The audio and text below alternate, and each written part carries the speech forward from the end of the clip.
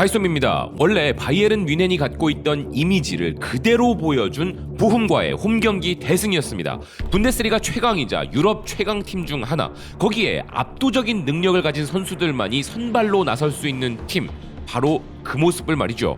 무려 7대0이라는 대승을 거둔 바이에른 뮌헨의 이번 경기에서의 특징은 완전히 변화된 전술과 선발 선수 로테이션에 있었습니다. 이번 경기에서 대부분의 현지 매체들은 케인을 원톱으로 두고 그나브리, 무시엘라, 사네를 세우고 키미히와 고레츠카를 중원에, 그리고 데이비스와 라이머를 풀백에, 센터백에는 김민재 선수와 우파메카노를 둘 것이라 예상했지만 투엘 감독의 기상천외한 용병수를 오랜만에 구경한 경기였는데요. 자신의 전술 철학을 고집하기보다는 유연하게 상대팀을 부술 전략을 구사하기로 유명한 투엘 감독은 이번 경기에서 보훔이 내려설 것을 예측, 슈퍼모팅과 케인을 세워 전방에 더 많은 선수를 두는 투톱 전술을 들고 나와 대성공을 거둔 것인데요. 현지에서 바로 이런 전술 변화와 함께 이슈가 되었던 것은 센터백 선발의 변화였습니다. 직전 경기까지 선발로 나섰던 우파메카노를 제외하고 지난해까지 팀 수비의 중심이었던 데리흐트를 다시 선발로 복귀시킨 것이죠. 이 부분은 뮌헨의 행복한 고민이기도 하고 어려운 난제이기도 한데요. 바베리안 풋볼웍스는 오늘 경기에서 관찰된 세 가지 주요 포인트 중에서 바이에른 뮌헨의 센터백들이 모두 세계적 수준이라는 부분을 주목했습니다. 데리흐트의 오랜만에 선발 출전과 득점은 바이에른이 매우 재능 있는 센터백들을 보유하고 있다는 것을 팬들에게 상기시켜 주었는데, 불행하게도 그들은 3명 다 월드 클래스이기에 선발 경쟁에서 어려움이 있다는 것에 주목한 것인데요. 시즌이 시작하기 전 대부분 데리흐트와 김민재 선수의 선발을 예상했으나 예상을 뒤엎고 우파메카노가 김민재 선수와 최근에는 더 많이 호흡을 맞추었죠. 이 부분이 참 재미있는 것은 우파메카노에 대한 평가가 이번 시즌에는 지난 시즌과 완전히 달라져 고평가를 받고 있는 것인데, 그 부분의 변수는 바로 김민재 선수라는 것입니다. 매체는 다른 기사에서 3명의 월드클래스 중앙수비수 보유는 좋은 것이지만 분명 고민스러운 점이 될 수밖에 없다는 것을 주목하며 세 선수를 비교했는데요. 우파메카노가 빠른 반응과 대응력에 비해 빌드업 능력이 부족한 부분을 데리흐트가 커버해 주었던 반면, 데리흐트는 좋은 수비 능력에 비해 스피드 부분에서 떨어지는 선수였기에 이 둘에게는 서로 보완해주는 관계가 형성되었던 것인데, 이 둘이 가진 장점 모두를 합친 선수가 등장했으니 그 선수는 바로 김민재 선수라는 것입니다. 그래서 투엘 감독의 기준에서는 김민재 선수를 제1옵션으로 두고 나머지 두 선수를 로테이션 돌리는 것이 가능해졌다는 것인데요.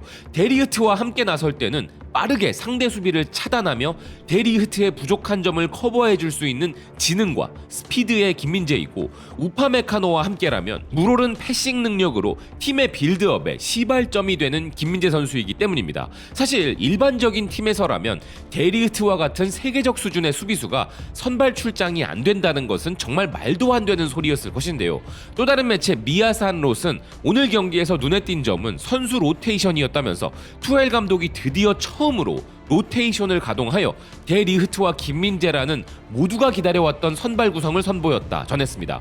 여기에서도 핵심은 김민재 선수를 선발에서 제외하는 그런 로테이션을 가동하는 투엘 감독은 보기 어려울 것이라는 부분인데요. 하지만 뮌헨이라는 팀이 챔피언스 리그와 병행이 기본인 팀이기 때문에 시즌은 길다는 언급을 한 기사입니다. 김민재 선수를 제외한 모두가 쉬었지만 A매치 이후 한 경기도 쉬지 못하고 계속해서 선발로 나와 활약 중인 김민재 선수는 속칭 노예 모드가 거의 확정이라는 우스갯소리도 나오고 있는 상황인데요. 정말 안타까운 것은 오늘 맹활약한 데리흐트가 경기 중 큰 충돌로 무릎 부상 여부를 체크하기 위하여 MRI 촬영에 임했다는 것입니다. 데리흐트 선수의 부상은 김민재 선수에게도 악영향인 것이 지난 시즌 나폴리 때처럼 혹사를 당할 가능성이 있기 때문인데요. 하지만 그건 일단 다음 걱정이고, 오늘도 너무 잘했다라는 표정으로 경기 종료 후 김민재를 안고 해맑게 웃고 있는 투헬 감독의 얼굴이 바이에른 뮌헨 웹사이트에도 메인으로 걸려있는 보기 좋은 모습입니다. 오늘도 늘 하던 것처럼 투헬 감독의 사랑을 듬뿍 받을 수밖에 없는 너무 멋진 활약을 선보인 김민재 선수인데요. 통계 매체 판맙은 득점을 한 것도 아닌 김민재 선수에게 평점 8점을 부여하였습니다. 특히나 오늘 전력 열세였던 보훔이 할 수 있었던 몇 안 되는 공격 전술 중 하나인 롱볼, 이 롱볼의 공중볼 경합에서 딱 한 번을 제외하고 모두 이겨버린 김민재 선수인데요. 76개의 패스 성공으로 팀 내 최고, 10개의 클리어 성공으로 팀 내 최고, 7개의 공중볼 경합 승리 역시 팀 내 최고, 4개의 리커버리 역시 팀 내 최고, 정확한 롱볼 역시 3개로 팀 내 최고. 무엇보다 상대의 공세를 이렇게 막아냈음에도 단 하나의 파울도 허락하지 않은 김민재 선수입니다. 특히 오늘 보훔의 일본 공격수 아사노 타쿠마가 치고 달려보기도 하고 흔들어보기도 하고 온갖 방법으로 김민재 선수를 공략해보려고 했으나 무기력한 표정으로 고개를 떨구는 장면은 백미였다 할 수 있겠습니다. 내가 지금 벽을 상대로 싸우고 있다는 기분이 들면 저런 좌절감이 표현될 수밖에 없겠다 싶은 애처로운 모습이었는데요. 매체들의 평가도 이와 다르지 않았습니다. 독일 현지 매체 아벤차이퉁은 김민재 선수에게 평점 2점을 부여하면서 데이리흐트와 좋은 호흡을 보였고 정말 안정적이었다 평가했고, 또 다른 매체 TG 역시 늘 그렇듯 중앙 수비 왼쪽에 섰고 공중볼과 경기의 빌드업에서 그 어떤 결함도 없는 플레이를 선보였다 평가하였는데요. 90미닛은 평점 7점을 부여하며 그가 해야 할 모든 것을 매우 능숙하게 해냈으며 올 시즌 그는 계속 힘들 것 같다고 이야기했습니다. 이 매체 역시도 김민재 선수의 혹사 모드를 예고하고 있는 것이죠. 그런데 우리야 김민재 선수의 활약상이 제일 궁금한 것이 당연하지만 오늘 경기 최고의 선수는 누가 뭐라 해도 해트트릭에 2도움까지 기록한 해리 케인이었습니다. 재미있는 것은 해리 케인이 바이에른 뮌헨의 역사를 새로 쓰는 경기 이후에 우리의 주장 손흥민 선수가 또다시 소환되었다는 부분인데요. 현지 매체 키커는 오늘 케인의 해트트릭은 역사적이라면서 바이에른 뮌헨의 레전드 선수들인 게르트 뮬러, 미로슬라프 클로제, 마리오 만주키지가 갖고 있던 리그 첫 5경기에서 5골이라는 기록을 깬 케인은 첫 5경기에서 7골이라는 새로운 역사를 썼다면서 극찬하고 있습니다. 거의 대부분의 매체들이 케인의 이 놀라운 업적에 대해 대대적으로 보도하고 있는데요. 하지만 유로스포츠의 기사는 조금 더 흥미로운 부분이 있었습니다. 이전 맨체스터 유나이티드와의 경기 이후에도 케인은 자신이 비록 골을 계속 넣고 있긴 하지만 아직 팀에 더 녹아들어야 하고 팀을 더 알아가야 한다면서 팀의 공격진들과의 호흡 문제를 개선하기를 원했었는데 이번 경기에서는 좀 더 개선된 모습을 보여주었다는 기사인데요.